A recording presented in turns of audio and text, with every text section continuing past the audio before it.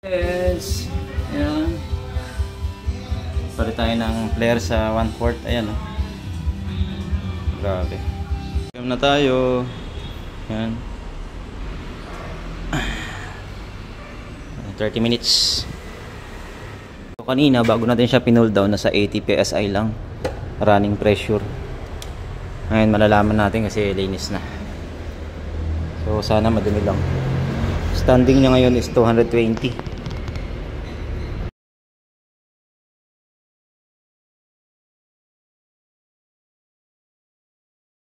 2.5. Dito na tayo sa 2 HP. Ayan. Pull down rin. Ayan sa array yan. Pull down, laging pull down pag linis. Kahit 3 months, pull down pa rin. Na pala rin tubo niya dito. Oh. Ayan, yung pino. Hindi mabigyan. Ayan. Yupi. Ayan siya. Okay pa naman siya ako.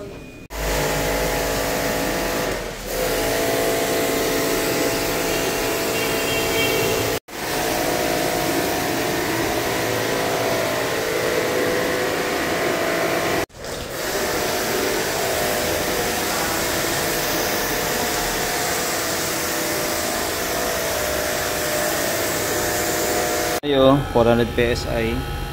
Ayan, pang-ligtas natin.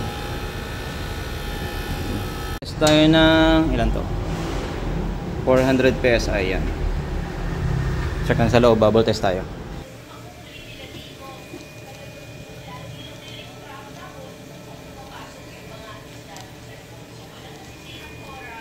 One-fourth.